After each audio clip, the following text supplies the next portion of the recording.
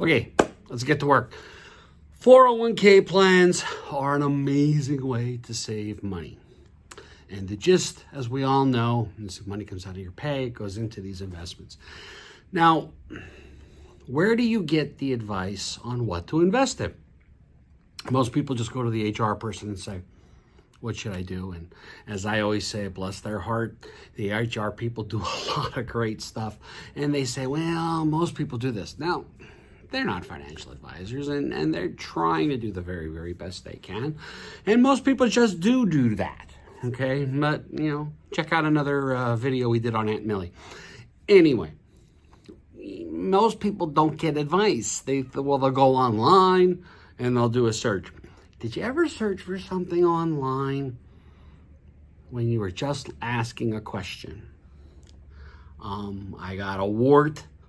What do I do? Well, there's 50 websites that say amputation is the only thing you can do. And there's another 50 websites that say, take 2 aspirin and call me in the morning. So who do you believe?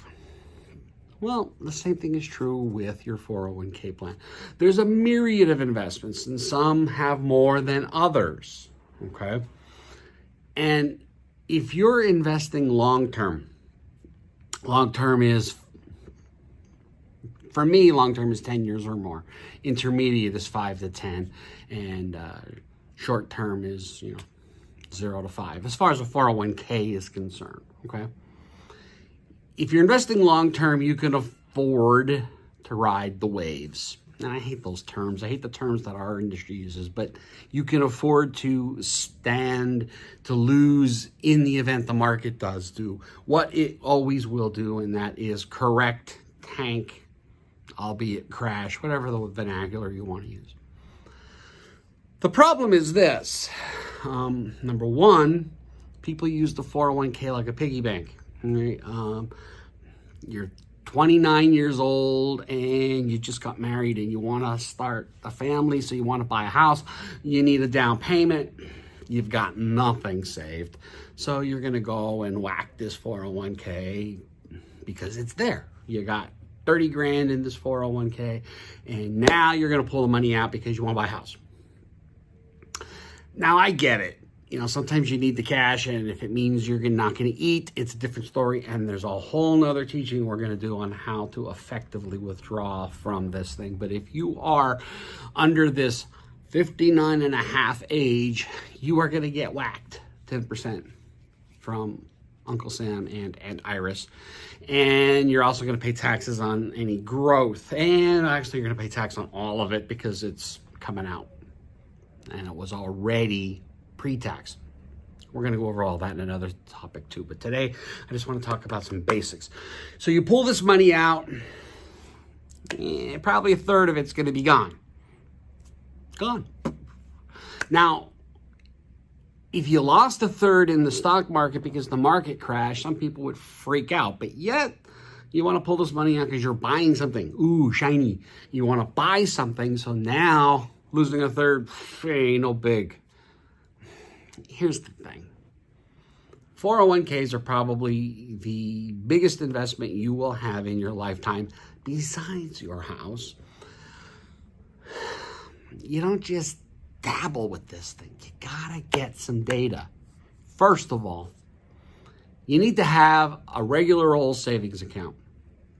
Plain Jane, 0 interest probably at the bank, but it's liquid. And you need to have 3 to 6 months of what it costs to live in a savings account. People say, that's crazy. Well, guess what? What's crazy is losing a third on your money because you're pulling it out to buy a car, house, or a trip, or put your kids through college, or whatever you're using the money for. The problem is the 401k is a retirement vehicle. It is a car that only drives after you're 59 and a half, and you should never drive it ever, unless you're spending that money for retirement. Well, what about kids' education and down money for a house and uncle? Now, that's where you meet with somebody and say, okay, I need a plan.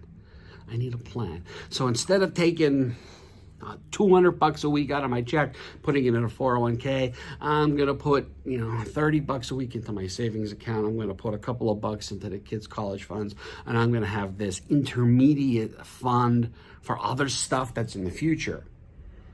Don't use the 401k as the end all be all, because it's just nice and easy and it comes out of your check pre-tax and you don't miss it. Then once you've resigned yourself to the fact that the money's coming out and you don't pay attention to the fact that it's coming out, no harm, no foul, until you need something. So, the engine goes on your car, you wake up in the middle of the night, no heat. That's an emergency. Then you should have an emergency fund, savings account. Credit unions, love credit unions. Go to the credit union, pull out the money, do what you got to do. Don't whack the 401k for everyday needs. The reason people do that is because it's the only thing they have to save. Have more than your 401k. And dare I say, don't even start the 401k until you have that savings account with at least 3 months emergency funds available. Why? As soon as emergency comes up, you're going to the only well you own and you're going to suck the money out and lose a third. So, the takeaway for this session is you have buckets. You have a short-term bucket, an intermediate-term bucket, and a long-term bucket. And the buckets are regulated by when you're going to need the money. So a short-term bucket, CDs, money market accounts, savings accounts. Intermediate, depending upon your risk, there's a myriad of things you can go in. And then, of course, long-term could be the absolutely more risk-taking because you have the ability to wait until you need the cash. But if you touch it first, and you negate the ability to wait, and then you take it out when the market's down, and then you pay a third in taxes and fees, you're cooked. Planning is simple. And Aunt Millie and the HR person, bless their heart, they want what's best for you. But just get advice from somebody who knows how to help. So that's today's lesson on 401ks. If you haven't, hit the subscribe button, hit the thumbs up button, hit all those buttons that everybody tells you to do after every video, and see us on the Money Matters Facebook page as well. Thank you for making this possible. Thank you for allowing me into your home and your cell phones or whatever you're on, and allowing me to help you prosper. God bless.